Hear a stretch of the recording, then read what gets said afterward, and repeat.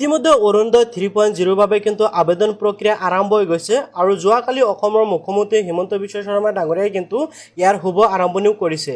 গতিকে অৰুণোদয় 3.0ত কোনসকল ব্যক্তি আবেদন কৰিব পাৰিব, আবেদন কৰিবলৈ কি কি নথিপত্ৰৰ প্ৰয়োজন হ'ব, লগতে আপোনালোকে ফৰ্মখন ক'ৰ পৰা সংগ্ৰহ কৰিব আৰু ফৰ্মখন কেনেকৈ ফিল আপ কৰিব, ইয়াৰ লগতে যিসকলে নেকি আগৰ পৰা অৰুণোদয় আঁচনিৰ সুবিধা লাভ কৰি আছে সেইসকলে নতুন ফৰ্ম ফিল আপ কৰি জমা দিব লাগিব নে নাই, সকলো বিষয়বস্তু লৈ আজিৰ এই ভিডিঅ'ৰ জৰিয়তে আপোনালোকৰ লগত আলোচনা কৰিম।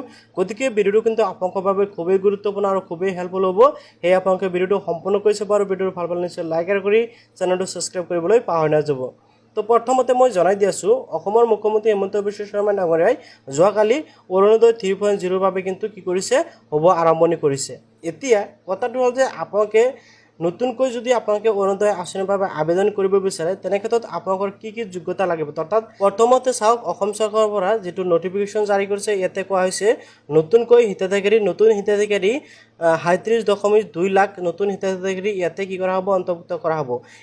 এখন ৰেচন কাৰ্ড এগৰাকী অৰুণোদয় হিতাধিকাৰী, অৰ্থাৎ ৰেচন কাৰ্ড থকা প্ৰত্যেকটো পৰিয়ালক কিন্তু অৰুণোদয় দিয়া হ'ব বুলি কৈছে। ইয়াৰ লগতে আধাৰ সংযুক্ত বৈধ ৰেচন কাৰ্ড থকাটো বাধ্যতামূলক, অৰ্থাৎ আপোনালোকৰ আধাৰ কাৰ্ড লিংক থাকিব লাগিব আপোনালোকৰ ৰেচন কাৰ্ডৰ লগত। অসমত বসবাস কৰি থকা স্থায়ী বাসিন্দাৰ আঁচনিখনৰ সুবিধা লাভ কৰাৰ যোগ্য, অৰ্থাৎ আপুনি অসমৰ স্থায়ী বাসিন্দা হ'ব লাগিব। তাৰপিছত কৈছে 18 বছৰৰ ঊৰ্ধ্বৰ যোগ্য মহিলা আৰু দিব্যাংগজন হিতাধিকাৰী হিচাপে মনোনয়ন সুবিধা লাভ কৰিব। এতিয়া কোনসকলে ইয়াতে আবেদন কৰিব পাৰিব সেই বিষয়ে কিন্তু ইয়াতে উল্লেখ কৰা হৈছে। প্ৰথমতে চাওক, বিধৱা, অবিবাহিতা, 45 বছৰৰ বয়সৰ ঊৰ্ধ্ব যিসকল আছে, বিবাহ বিচ্ছেদ হোৱা আৰু অকলশৰীয়া মহিলাসকলে আবেদন কৰিব পাৰিব। তৃতীয় লিংগৰ যিসকল আছে অৰ্থাৎ ট্ৰিজেণ্ডাৰ সেইসকলে এপ্লাই কৰিব পাৰিব।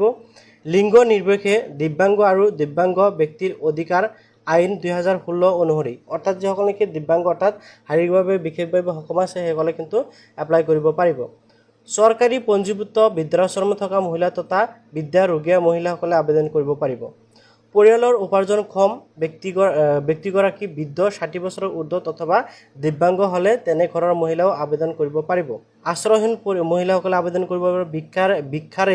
ভিক্ষা কৰি যিসকলে জীৱন নিৰ্বাহ কৰে সেইসকলে অন্তোদয় অন্ন যোজনা মহিলাই আবেদন কৰিব পাৰিব। মুঠ বাৰ্ষিক 2 লাখ টকাতকৈ কম যিসকলৰ উপাৰ্জন হয় সেই পৰিয়ালসমূহ ইয়াতে আবেদন কৰিব পাৰিব। ইয়াৰ পিছত কোনসকলে আবেদন কৰিব নোৱাৰিব ইয়াৰ এখন লিষ্ট ইয়াতে দিয়া হৈছে। মই আপোনালোকৰ বাবে এই যিখন নটিফিকেশ্যন এই নটিফিকেশ্যন মই টেলিগ্ৰামত দি ৰাখিম, আপোনালোকে তাৰ পৰা চাই ল'ব পাৰে। এতিয়া বিষয়টো হ'ল যে আপোনালোকে যদি অৰুণোদয় 3.0 বাবে আবেদন কৰিব বিচাৰে তেনে ক্ষেত্ৰত আপোনালোকৰ কি কি নথিপত্ৰৰ প্ৰয়োজন হ'ব। প্ৰথম নথিটো হ'ল যে আপোনালোকৰ ৰেচন কাৰ্ড থাকিব লাগিব। দ্বিতীয়তে আধাৰ কাৰ্ড থাকিব লাগিব, যিটো নেকি ৰেচন কাৰ্ডৰ সৈতে লিংক থাকিব লাগিব। তৃতীয়তে আপোনালোকৰ বেংক একাউণ্ট থাকিব লাগিব আৰু বেংক একাউণ্টত কিন্তু আপোনালোকৰ আধাৰ কাৰ্ডখন লিংক থাকিব লাগিব। ইয়াৰ বাহিৰত অন্য কোনো ধৰণৰ ডকুমেণ্টছৰ আপোনালোকৰ প্ৰয়োজন নহয়। জাষ্ট এইকেইটা ডকুমেণ্টছ লৈ কিন্তু আপোনালোকে অতি সহজতে অৰুণোদয় 3.0 বাবে আবেদন কৰিব পাৰিব। ইয়াৰ লগতে এতিয়া আৰু এটা গুৰুত্বপূৰ্ণ বিষয়, যিসকলে নেকি অলৰেডি অৰুণোদয় আঁচনিৰ বাবে আবেদন কৰিছিল আৰু অলৰেডি টকা পাই আছে সেইসকলে এই অৰুণোদয় 3.0ত আকৌ নতুনকৈ ফৰ্ম ফিল আপ কৰিব লাগিব নে নাই, এই বিষয়টো লৈ বহুতেই কনফিউজনত আছে। যদি আপোনালোকে আগৰ পৰা অৰুণোদয় আঁচনিৰ টকা লাভ কৰি আছে তথাপিও কিন্তু আকৌ নতুনকৈ অৰুণোদয় 3.0ত ফৰ্ম ফিল আপ কৰিব লাগিব। অৰ্থাৎ সকলো মানুহেই অৰুণোদয় 3.0ত আবেদন কৰিব লাগিব। যিসকলে আগৰ পৰা পাই আছে সেইসকলেও কৰিব লাগিব আৰু নতুনকৈ যিসকলে এপ্লাই কৰিব সেইসকলেও কৰিব লাগিব।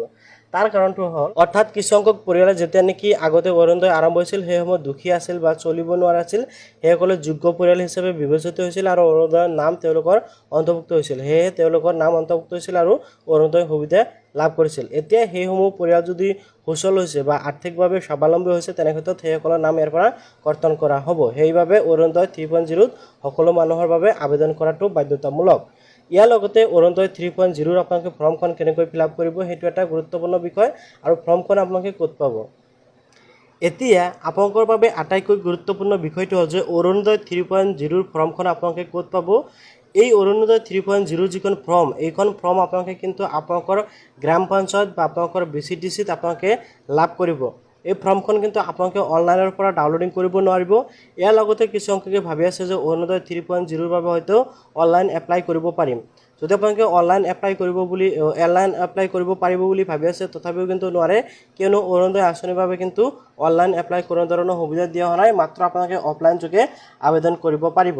এতিয়া আবেদন কৰিবলৈ আপোনালোকে ফৰ্মটো সংগ্ৰহ কৰিব লাগিব আপোনালোকৰ পঞ্চায়তৰ পৰা, আপোনালোকৰ VCDCৰ পৰা আপোনালোকে ফৰ্মখন কি কৰিব সংগ্ৰহ কৰি আপোনালোকে ফৰ্মখন ফিল আপ কৰি আকৌ আপোনালোকৰ VCDC জমা দিব লাগিব।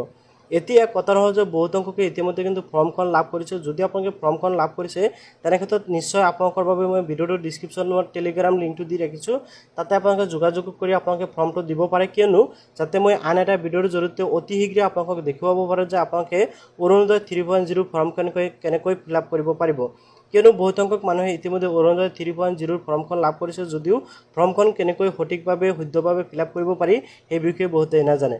গতিকে আপোনালোকে যদি নাজানে যে অৰুণোদয় 3.0 ফৰ্মখন কেনেকৈ ফিল আপ কৰিব পাৰি, তেনে ক্ষেত্ৰত মোৰ লগত টেলিগ্ৰামত যোগাযোগ কৰি আপোনালোকে ফৰ্মখন নিশ্চয় মোৰ লগত শ্বেয়াৰ কৰিব পাৰে, তেনে ক্ষেত্ৰত মই অতি শীঘ্ৰে আপোনালোকক ভিডিঅ' বনাই দিম। তো আমাৰ ইয়াতে এতিয়ালৈকে ফৰ্মটো আহি পোৱা নাই, যাৰ বাবে মই আপোনালোকক দেখুৱাব পৰা নাই যে কেনেকৈ ফৰ্মটো ফিল আপ কৰিব পাৰি। হয়তো 2 দিনৰ ভিতৰত মই ফৰ্মটো লাভ কৰিলে আপোনালোকক নিশ্চয় দেখুৱাই দিম যে কেনেকৈ ফিল আপ কৰিব পাৰি। আৰু যদি আপোনালোকৰ অতি শীঘ্ৰে ভিডিঅ'টো প্ৰয়োজন হয় তেনে ক্ষেত্ৰত টেলিগ্ৰামত যোগাযোগ কৰিব, আৰু আপোনালোকে যদি ফৰ্মটো পাইছে তেনে ক্ষেত্ৰত ফৰ্মখন ফটো মাৰি দিলে মই নিশ্চয় আপোনালোকৰ বাবে অতি শীঘ্ৰে ভিডিঅ' লৈ আহিবলৈ সক্ষম হ'ম।